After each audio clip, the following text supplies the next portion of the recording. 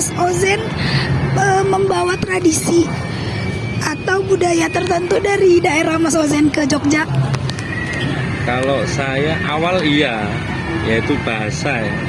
Karena kan ada perbedaan bahasa Jawa antara Jogja dengan Banyumasan, yaitu ngapak-ngapak.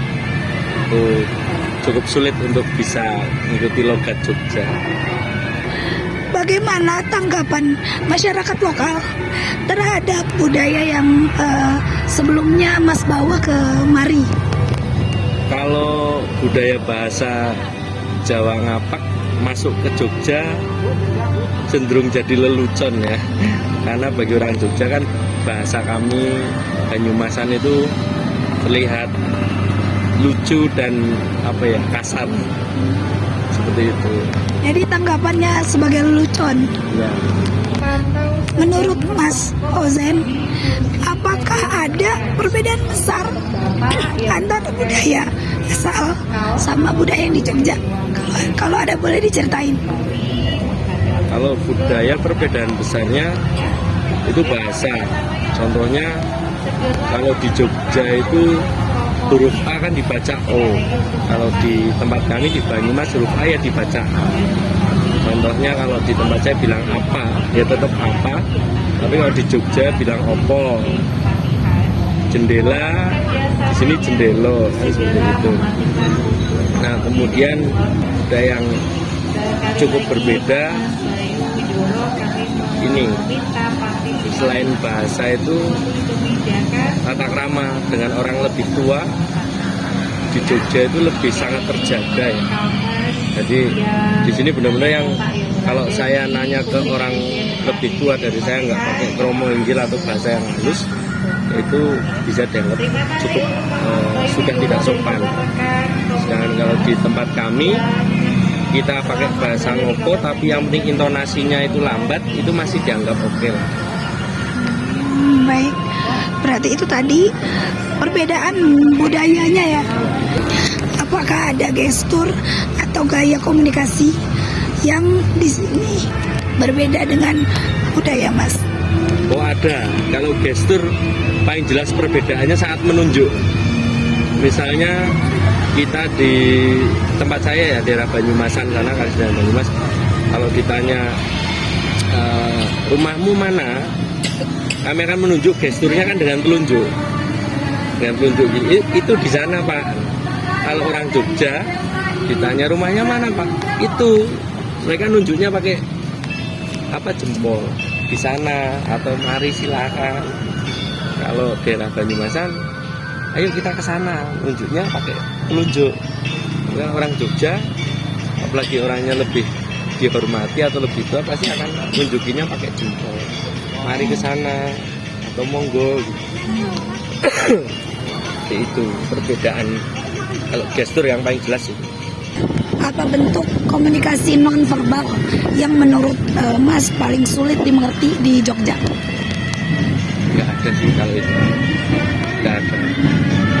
Atau ada contoh kayak komunikasi nonverbal yang menurut Mas unik atau menarik? Itu tadi pakai jempol itu kan beda sekali. Di seluruh Indonesia nggak ada selain orang Jogja deh. Jogja Solo lah ya. Karena yang keturunan Mataram ini pasti pakai jempol. Itu yang paling menarik. Ya, non verbal ya. Kalau verbal sebenarnya ada. Di Jogja itu punya bahasa walian namanya. Itu hanya dimiliki orang-orang Jogja. Karena ada rumusnya, cukup rumit rumusnya. Saya kayak contohnya duit uang bahasa Indonesianya kan uang, bahasa Jawanya itu duit. Ada lagi di Jogja bahasa walikan, duit itu jadi mutik. Bagaimana ya Bapak menggambarkan identitas budaya masyarakat Jogja ini, Bapak? Jogja, menurut saya Jogja itu kebudayaannya sangat banyak, sangat beragam ya. Pokoknya kalau dibilang Jogja istimewa itu tepat sekali. Jogja itu kota budaya. Di keraton juga sering ya, Bapak? Kalau di keraton itu hari-hari tertentu adanya Kak. Ya, hari-hari tertentu. Biasanya tanggal 25 ada namanya sekaten. Jadi Jadi sekaten itu kayak memperingati hari Maulid Nabi gitu, sekaten. Itu ada kayak gunungan. Jadi gunungan itu nanti diperebutkan oleh masyarakat. Jadi istilahnya keraton sedekah, sedekah bumi lah. Itu jadi buat kayak gunung gitu. Itu sayur-sayuran isinya. Nanti diperebutkan sama masyarakat. Sekaten Jogja itu menurut kepercayaan itu membawa keberkahan. Jadi orang keraton memberi berkah kepada masyarakatnya. Gunungan namanya. Oh, ya, siapa aja gitu boleh itu. Boleh siapa aja tanggal 25 besok. Acaranya tanggal 25 sampai tanggal 27. Acara puncaknya perebut gunungannya itu tanggal 27. Baik Ya. Bapak, oke selanjutnya dalam keseharian ya, bagaimana Bapak mengekspresikan budaya lokal melalui pakaian, bahasa atau perilaku Bapak? Ya. Kalau di Jogja nih ya, khususnya saya bicara lebih luas, khususnya pelajar itu setiap hari Kamis Pahing itu diwajibkan menggunakan pakaian adat namanya sorjan dan kebaya. Itu setiap hari Kamis kalau di Jogja ada ya, Kamis Pahing sama Selasa Wage. Itu seluruh pelajar di Yogyakarta diwajibkan menggunakan baju sorjan, pakaian tradisional Jogja sama kebaya. Ya. Apakah Bapak merasa budaya lokal ini mudah dipahami oleh orang asing? Mengapa atau mengapa tidak? Menurut saya gampang sih, soalnya saya kan sering ketemu orang bule ya. Itu bahkan ada nih orang mana ya, Perancis. Saya pernah ketemu orang Perancis. Jadi dia kebetulan di sono itu kuliahnya bahasa Indonesia. Itu saja bahasa Inggris nggak mau, malah maunya bahasa Indonesia. Bahkan dia nanya kalau bahasa Jawanya ini apa gitu. Jadi mereka sangat interest banget dengan bahasa lokal gitu. Pengen tahu dengan bahasa lokal. Bahkan ini misalnya nih saya nyebrang jalan ketemu bule. Saya bahasa Inggris nih. Will together for me gitu kan, dia bilang terima kasih, dia bilangnya enggak thank you, terima kasih, matur suwun gitu, pakai bahasa kita malah mereka, pakai bahasa mereka. Baik Bapak, selanjutnya apakah Bapak pernah mengalami kesulitan berkomunikasi dengan wisatawan karena perbedaan wisatawan? No, tidak. Karena ini ya begini ya, orang bule juga bahasa Inggrisnya sama kayak seperti kita. Ini contoh, jadi yang kayak orang Perancis, mereka juga bahasa Inggrisnya nggak lancar sama kayak kita. Jadi istilah kata ya sama-sama lah, bahasa Inggrisnya bahasa pasaran ya, cuman harus speak English a little gitu aja. Misalnya where come from, kemudian karena saya dagang, ya sebisa saya gitu, a water, drinking a water gitu pokoknya ada yang simple yang mereka juga paham apa yang saya omongkan gitu. Misalnya nih mereka nggak paham dengan dia kan nanya how much, harganya berapa gitu, kita tunjukin aja contoh uangnya ya gitu, jadi mereka kan paham. Nih misalnya 5,000 dia kan bingung gitu, misalnya dia bingung, kita keluarin aja contoh uangnya ini 5.000, nah mereka samain gitu. Bagaimana itu biasanya Bapak mengatasi hambatan bahasa saat berkomunikasi dengan turis asing? Sekarang kan zaman udah canggih, saya ada Google Translate guys. Ini misalnya saya nggak paham nih, saya kemarin pernah ketemu sama orang Palestina. Mereka kan mereka pakai Google Translate. Dan sekarang kan canggih, ada smartphone. Jadi pakai Google Translate. Jadi mereka yang buka. Biasanya begitu, mereka punya inisiatifnya pakai Google Translate, itu orang bule itu pakai Google Translate-nya mereka. Iya. Can you speak Indonesian very friendly or just a few words? No, I can. I've learned a little how to say thank you. Not even well. Oh, thank you. Just wait. I know. I always get confused because we're in Bali. So here, terima kasih. Ya, terima kasih. Terima kasih. Thank you. That's all I know. This one. Okay. Has language here even been a problem during your trip here? No. Actually, we've done really well. People speak at least a little bit of English, and then we use Google Translate. Oh, you are using a help. Using tools to help us.